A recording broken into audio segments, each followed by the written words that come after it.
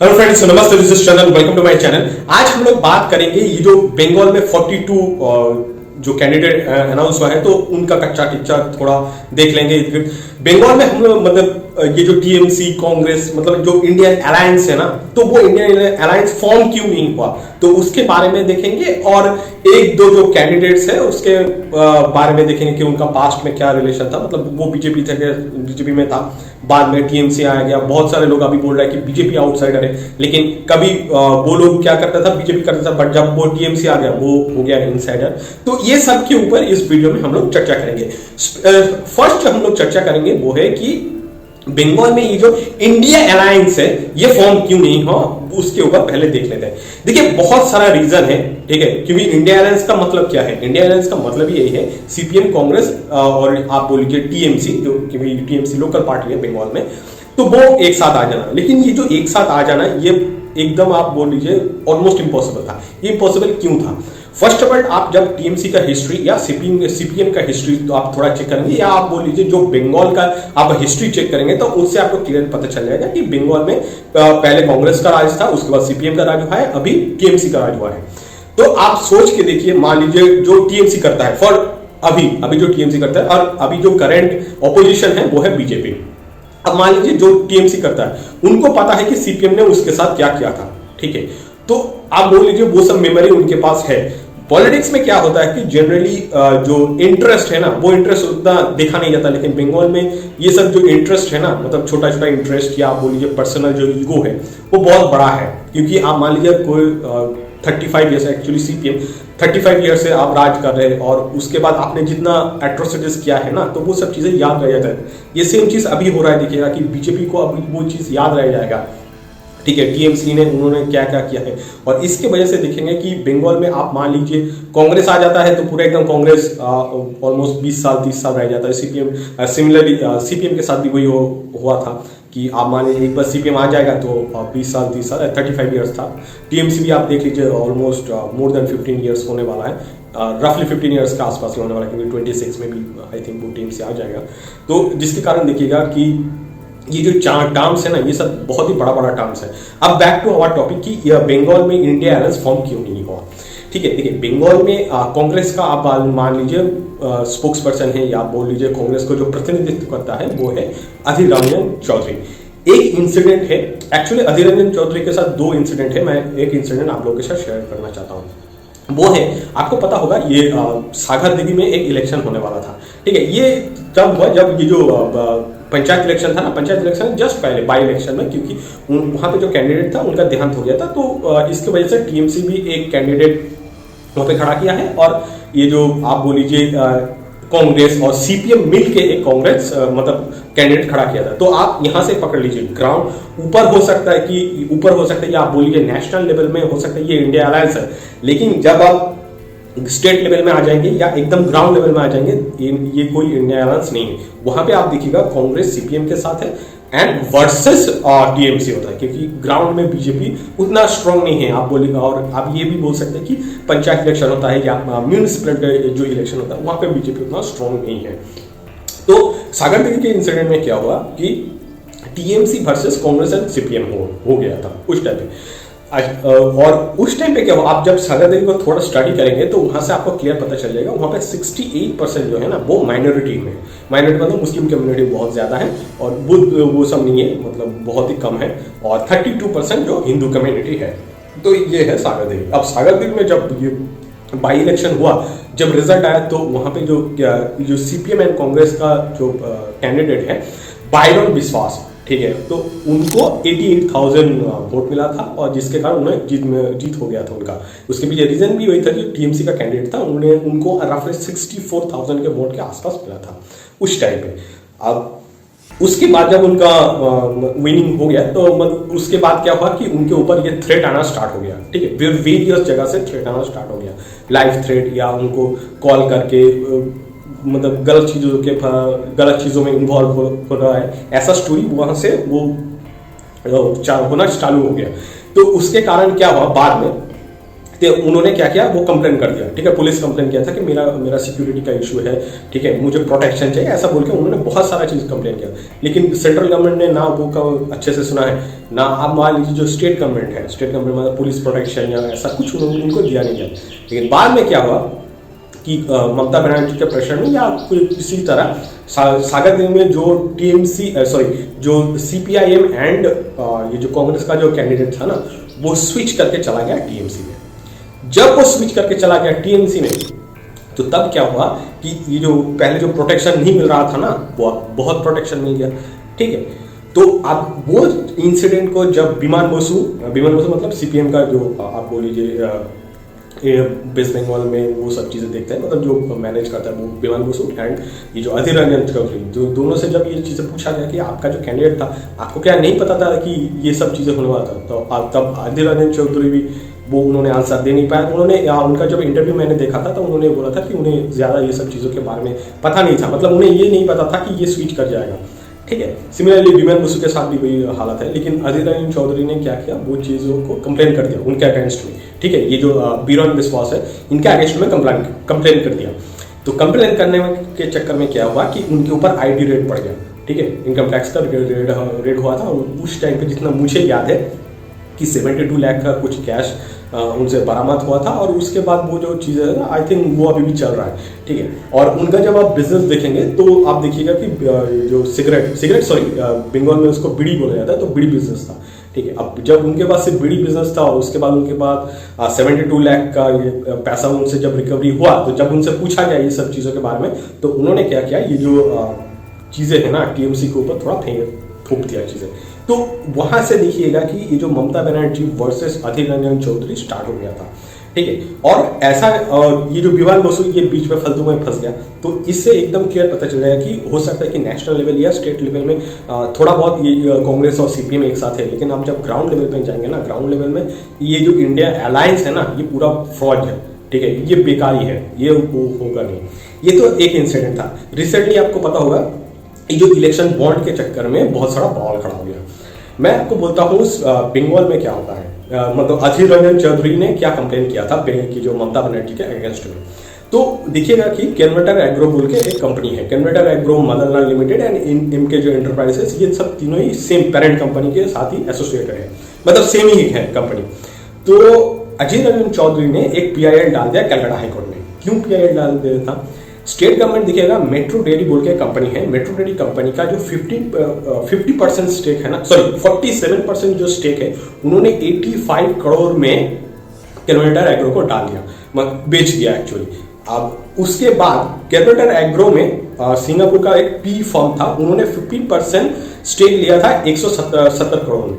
अब ये जब चीजें अधीर रंजन चौधरी को पता चला, उस टाइम पे उन्होंने कलकत्ता हाईकोर्ट में PIL डाल दिया। क्यों PIL डाल दिया? उन्होंने बोल दिया कि ये मनी लॉन्ड्रिंग है, हो रहा था। अब उसके बाद सेंट्रल गवर्नमेंट का जो भी अब ED CBI और इनकम टैक्स डिपार्टमेंट, इन्होंने रेड करना स्टार्ट कर दिया था। ये गया चीजें कलकत्ता हाईकोर्ट में। कलकत्ता हाईकोर्ट का जब फाइंडिंग्स आया तो वहां पे क्लियर पता चला कि ऐसा कुछ नहीं हुआ था, तो जिसके कारण कलकत्ता हाईकोर्ट ने वो चीजें डिसमिस कर दिया।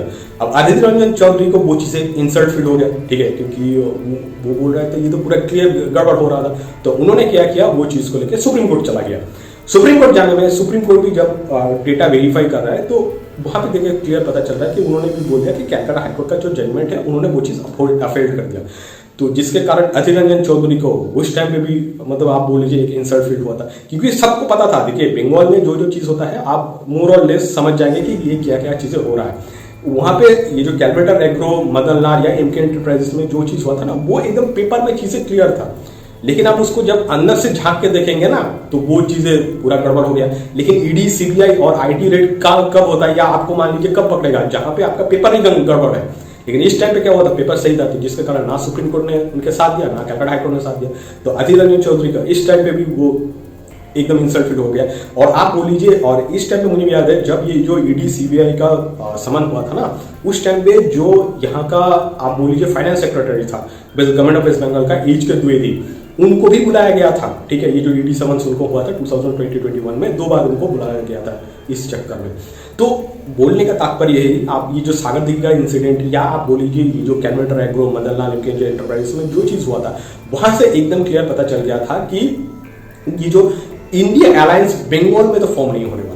और बंगाल में आप देख लीजिए सीपीएम ऐसा कुछ है नहीं, ठीक है, ग्राउंड लेवल में भी एकदम कुछ नहीं है, शायद गांव तरफ होगा, कोलकाता और इसके साइड में कुछ है नहीं। और ये जो तो बेसिक किसके मतलब एक्चुअल में कंटेस्टेंट कौन कौन है, एक है टीएमसी है, एक है कांग्रेस है, ठीक है। अब टीएमसी और कांग्रेस आप बोल रहे हो इंडिया अलायंस में क्या होगा, टीएमसी और कांग्रेस वर्सेस बीजेपी, यही तो होता है, ठीक है, इंडिया अलायंस और आप बोल लीजिए एनडीए। तो लेकिन बंगाल में वो चीज पॉसिबल था ही नहीं। अब आ जाते हैं थोड़ा कैंडिडेट के ऊपर। ये तो था कि हमने इंडिया अलायंस क्यों बंगाल में फॉर्म नहीं हुआ, ये तो इन सेकंड में मैंने आप लोगों के साथ वो चीजें शेयर कर दी। अब आ जाता है कि जो कैंडिडेट है, देखिए जितना भी कैंडिडेट अनाउंस है, टोटल टीएमसी ने अभी तक 42 कैंडिडेट अनाउंस कर दिया, बीजेपी ने 20 कैंडिडेट्स अनाउंस कर दिया। आई थिंक वो आ जाएगा 42 एक दो दिन में, क्योंकि ये जो 19 अप्रैल से बंगाल में इलेक्शन स्टार्ट हो जाएगा। और बंगाल ही ऐसा स्टेट है वो यहाँ पे वो 7 फेज में इलेक्शन होगा, ठीक है। अच्छा, अब आ जाते हैं कैंडिडेट में। देखिए बंगाल को आप बहुत अच्छे से 42 जो सीट्स है ना उसको अच्छे से स्टडी करेंगे तो जो मुझे लगता है कि ये जो ममता बनर्जी को 20 सीट मिलने वाला है, ठीक है। जैसे अमित शाह जी ने बोला है ना कि बंगाल में इंडिया 30 सीट लाएगा, वो बहुत डिफिकल्ट है 30 सीट लाना, ठीक है। 30 सीट आप उधर ला रहे हैं, उसका मतलब ये है कि मान लीजिए टीएमसी को आप 12 सीट दे रहे हैं, 12 सीट टीएमसी नहीं लेके आएगा। और आप सीपीएम को 0 हम पहले पकड़ लेते हैं, क्योंकि CPM I don't think they will perform better in this election. तो हम आ जाते हैं ये जो बहरमपुर सीट है, Baharampur seat, Barasat, Basirhat, Birbhum, Bolpur, Cooch Behar, Diamond Harbour, Uluberia, Raigarh, Murshidabad, Malda Uttar, Malda Dakshin, Krishnanagar, South Kolkata, Jaynagar, Jangipur, ये जो जितना एरिया है ना, ये टोटल 16 एरियाज है। तो 16 ये जो 16 सीट है ये ममता बनर्जी के लिए पूरा कंट्रोल में है। एंड यहाँ से ये जो 16 सीट ममता बनर्जी को मिलेगा ही मिलेगा, ठीक है। और रेस्ट जो है वहां से एक दो यहाँ आ जाएगा। तो 19 to 20 जो टीएमसी को मिलने वाला है ये कंफर्म सीट है, until and unless ground level में जो आईएसएफ है और सीपीएम है जो मिलकर कुछ करता है तो फिर इधर उधर हो सकता है। अदरवाइज ये जो 16 सीट मैंने बोला ये 16 सीट एकदम कंफर्म सीट है, ठीक है। और हाँ, बीजेपी को कितना सीट मिल सकता है, देखिए एज पर माई अंडरस्टैंडिंग, या आप बोल लीजिए मैं यहाँ पे इतना दिनों तक रह रहा हूँ ग्राउंड लेवल में, मैं आपको बोल सकता हूँ मैक्सिमम जैसे पहले मिला था ना 20 सीट, तो इस बार हो सकता है 1 या 2 सीट एक्स्ट्रा मिल सकता है, मतलब 22 से 23 तक बीजेपी को मिल जाएगा। रेस्ट जो सीट है वो इनको मिल जाएगा, मतलब 19 to 20 सीट सीपीएम को, टीएमसी को मिल सकता है, सीपीएम को 0 और एनडीए को 22 से 23 सीट मिल सकता है। ये ओवरऑल वेस्ट बंगाल का 42 सीट का यही डिवीजन होने वाला है। तो ये तो हो गया सीट में क्या क्या इशू है। तो अब आ जाते हैं कि थोड़ा बहुत कैंडिडेट के ऊपर ही देख लेते हैं। देखिए कैंडिडेट में बहुत सारा चीजें गड़बड़ हुआ है, ठीक है। बंगाल में अभी जो सिचुएशन है, बंगाल में आप बोल लीजिए जो मिक्स्ड पॉपुलेशन है, मतलब आप बोल लीजिए बहुत सारा जगह पे जहाँ पे हिंदू डोमिनेटेड था, बाहर से बिहार से या उत्तर प्रदेश से बहुत सारे लोग यहाँ पे आया है काम करने की वजह से, या कोई भी रीजन है जिनके कारण यहाँ पे जो डेमोग्राफी है ना थोड़ा चेंज हुआ है। बहुत सारा चेंजेस तो नहीं हुआ है लेकिन थोड़ा बहुत चेंजेस हुआ है। तो अब आ जाते हैं कि ये जो कुछ कैंडिडेट्स के बारे में, जैसे मैंने आपको पहले बोल दिया, कुछ कैंडिडेट बीजेपी से टीएमसी गया है। और बीजेपी जो एक नैरेटिव सेट, जो टीएमसी एक नैरेटिव सेट करता है ना कि बीजेपी ऑलवेज एक आउटसाइडर पार्टी है, कुछ आउटसाइडर पार्टी नहीं है। जो कैंडिडेट पहले बीजेपी में था वो अब टीएमसी में चला गया तो वो बन गया इनसाइडर। और कोई भी कैंडिडेट, मान लीजिए वो हिंदू है, बंगाली है, मान लीजिए वो उनका एज, देखिए कोई भी कैंडिडेट लड़ता है तो उनका एज 40-45 के आसपास होता है, या उनका मान लीजिए जो पिता है उनका भी एज बहुत 70-75 के आसपास होता है, उनका भी पिता, मतलब आप 3-4 जनरेशन से बंगाल में रह रहे हैं, ठीक है, तब भी आप आउटसाइडर कहलाएंगे, ठीक है। बंगाल का इक्वेशन यही है। और टीएमसी में जैसे मैंने पहले बीजेपी में था, जैसे कीर्ति आजाद, ये शत्रुघ्न सिन्हा पहले बीजेपी में था, उसके बाद उनको किकबैक मार के निकाल जब दिया गया तब टीएमसी ने उनको खड़ा किया यहाँ से, तब वो इनसाइडर बन गया, ठीक है। कीर्ति आजाद बिहार से रिलेटेड है, तब क्या हो सकता है, वो अब टीएमसी रिलेटेड है, मतलब he insider. Same thing Shatrughan Sinha के साथ, शत्रुघ्न सिन्हा मुंबई में काम करता है, बिहार से है, ठीक है, लेकिन वो आसाम साल से लड़ रहा है, तो मतलब है कि वो इनसाइडर है, ठीक है। Even similar thing Yusuf Pathan के साथ भी हुआ है। मोदी जी गुजरात से बिलोंग करता है, वो आउटसाइडर है, लेकिन यूसुफ पठान गुजरात से बिलोंग करता है और उसके बावजूद भी टीएमसी जो बहरमपुर सीट है वहां से वो लड़ रहा है, तो मतलब है कि वो इनसाइडर है। तो इन लोगों का लॉजिक यही है। और बहुत सारा जो है ना, एक केस मैं आपको साथ शेयर करता हूँ, वो बिष्णुपुर का एक केस है। बिष्णुपुर में क्या हुआ कि हस्बैंड एंड वाइफ दोनों एक दूसरे के अगेंस्ट में है। वाइफ टीएमसी से है और जो हस्बैंड है वो बीजेपी से है। हस्बैंड का उनका नाम है सौमित्र खान, एंड जो टीएमसी से है उनका नाम है, मतलब उनका जो बीबी है उनका नाम है सुजाता मंडोल खान। बंगाल में ये सब चलता है, ठीक है। नाम से आप कभी मत सोच लीजिएगा कि ये हिंदू है ये मुस्लिम है, ऐसा नहीं है। आप नाम को अच्छे से देख लीजिए, उसके बाद उनका जो रिलीजन है वो चेक कर लीजिएगा, आपको पता चल जाएगा। It is back to our topic. तो सुजाता मंडोल खान, इन्होंने एक बार ये जो अभिषेक बनर्जी है ना, ममता का जो नेक्स्ट आप बोल लीजिए टीएमसी का सेक्रेटरी है, तो उनको बहुत गाली गलौज किया था। देखिएगा वो चीज़ें वायरल है। तो उनको मतलब ये जो सुजाता मंडोल खान पहले अभिषेक बनर्जी को बहुत गाली गलौज कर दिया था जब वो बीजेपी से तरफ से लड़ रही थी उस टाइम पे। लेकिन अब वो टीएमसी में आ गया सेंस, तो उसके बाद इन दोनों ने मतलब ये क्या कर रही है, सुजाता मंडोल खान अपना जो हस्बैंड है उनको अब गाली दे रहे हैं, मतलब सौमित्र खान, अब दोनों का भी डिवोर्स हो चुका है। तो ये यहाँ पे ना पूरा मिक्स एंड हॉट पॉट चीज़ें हैं।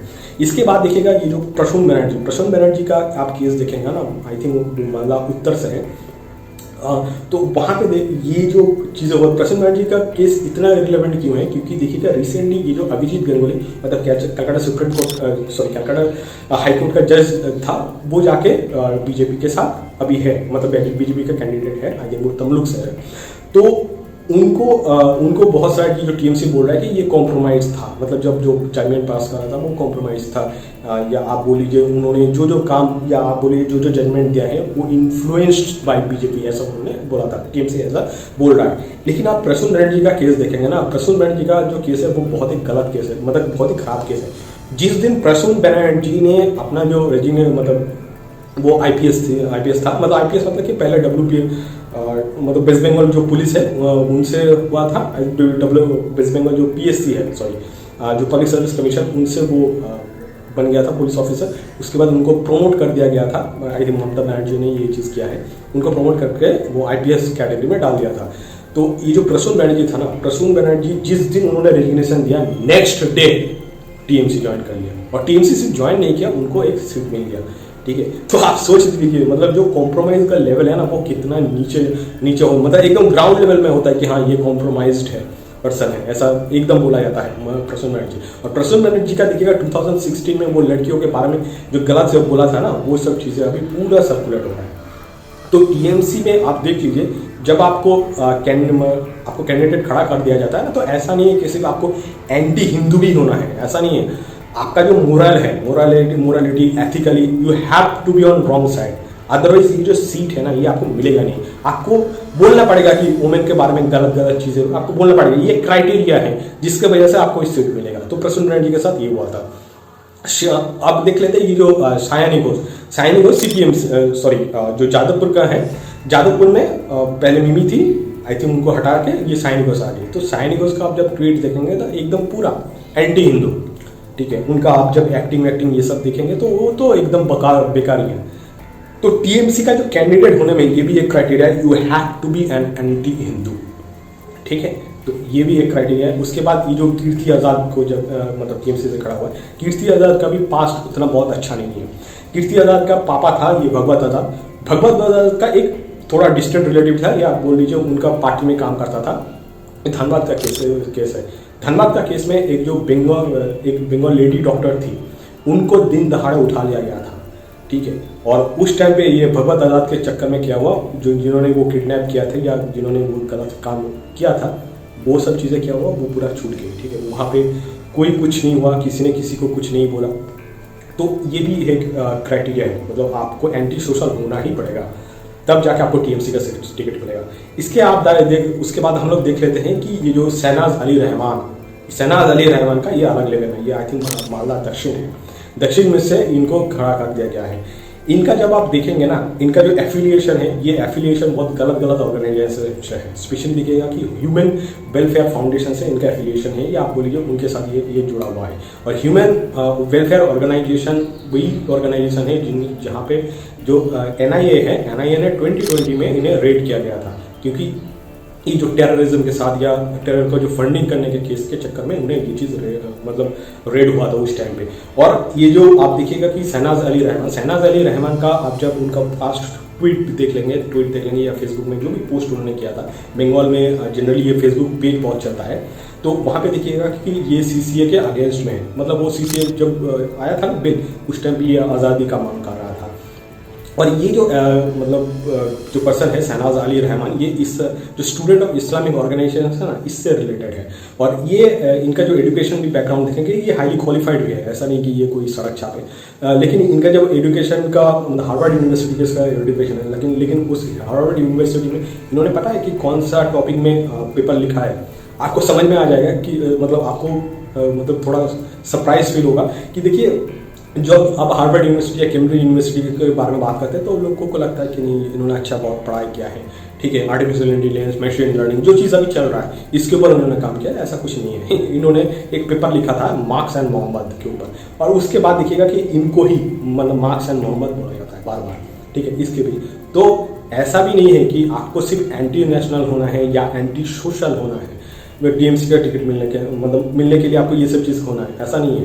आपको इवन मैं आपको बोलता हूँ कि आपका जो आइडियोलॉजी है ना, वो आइडियोलॉजी हो सकता है कि एकदम नेशनल लेवल में ही हर्ट हो रहा है, या बोलिए ये ओवरऑल जो नेशनल इंटरेस्ट है उसके अगेंस्ट में जा रहा है, तब जाके भी आपको टीएमसी में टिकट आपको मिल जाएगा। इसके बाद आप देख लीजिए ये जो रायगंज का इशू है, रायगंज में तो आप देखिए जो कृष्ण कल्याणी बोल के एक आदमी है, वो एकदम पॉलिटिकल इन्फ्लुएंस था उस टाइम, ये जब टीएमसी के रूल के उस टाइम पे इनके साथ एक कांड हुआ कि ये जो मथुआ कम्युनिटी है ना, आपको पता होगा ये मथुआ कम्युनिटी अभी न्यूज़ में इसलिए है क्योंकि सीसीए की वजह से इन लोगों को अभी वो सिटीजनशिप मिल जाएगा, ठीक है।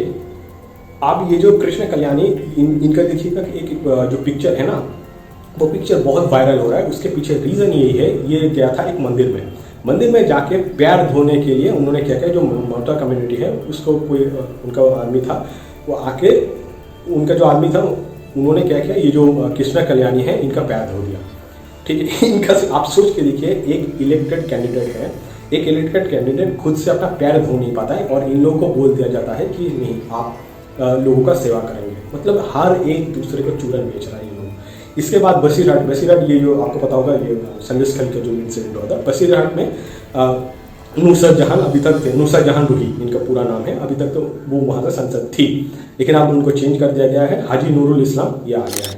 अब ये हाजी नूरुल इस्लाम क्या है, कौन है? हाजी नूरुल इस्लाम है कि 2010 में एक हिंदू का जितना होम सा घर था ना, उनको आग लग गया था, या किसी ने उसको जला दिया था, तो उस केस में इनको घसीटा जाता है। मतलब ये अभी आप बोल लीजिए एक्यूज्ड है, कन्विक्टेड नहीं है, ठीक है। और 2010 में देखिएगा एक राइट्स हुआ था, उस केस में भी ये एक्यूज्ड है, सेम थिंग, कन्विक्टेड नहीं है। मतलब ऐसा नहीं कि आपको एंटी नेशनल होना पड़ेगा, एंटी सोशल होना पड़ेगा, लड़कियों के बारे में गलत चीज़ें बोलना पड़ेगा, ये सिर्फ क्राइटेरिया नहीं रहता है।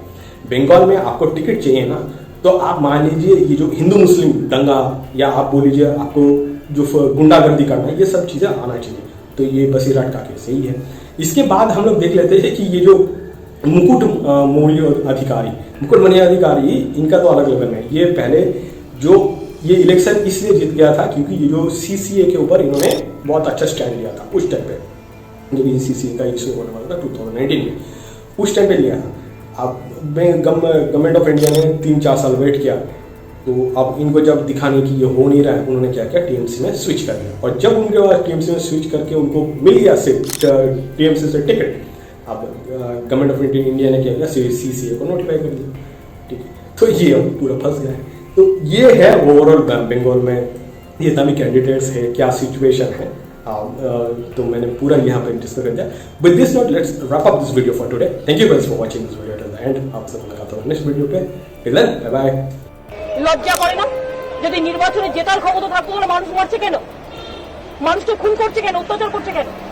আমরা এখনো মনে করি মানুষকে মেরে হাতিয়ে দিয়ে আইডি কার্ড কেড়ে নিয়ে টর্চার করে হসপিটালে যে মহিলারা ভর্তি আছে রেপ হওয়ার পরে তাদের গিয়ে পর্যন্ত অত্যাচার করা হচ্ছে। পুলিশ দাঁড়িয়ে বোম মারছে, বোম ফাটাচ্ছে, ফাটিয়ে বলছে আমি বোম দিয়ে গেলাম তোর বাড়িতে ফাটালাম, এবার তোর বিরুদ্ধে 307 দেবো, তৃণমূল কংগ্রেসের সিপিএমে জয়েন কর। এটা পুলিশের কাজ? এটা কি হচ্ছে? মগের মুলুক চলছে একটা। এই পরিস্থিতির মধ্যে সমস্ত সীমা লঙ্ঘন করে যাচ্ছে এরা।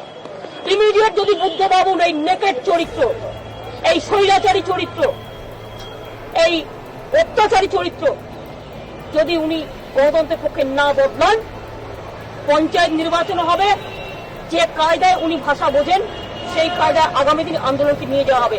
এবং বাংলায় যে অশনি সংকেত উনি বয়ে আনছেন, যে অত্যাচার কায়েম করেছেন, যে সন্ত্রাস করছেন, সন্ত্রাসের নায়ক, সারা বাংলায় আগুন জ্বললে উনি নেভাতে পারবেন তো?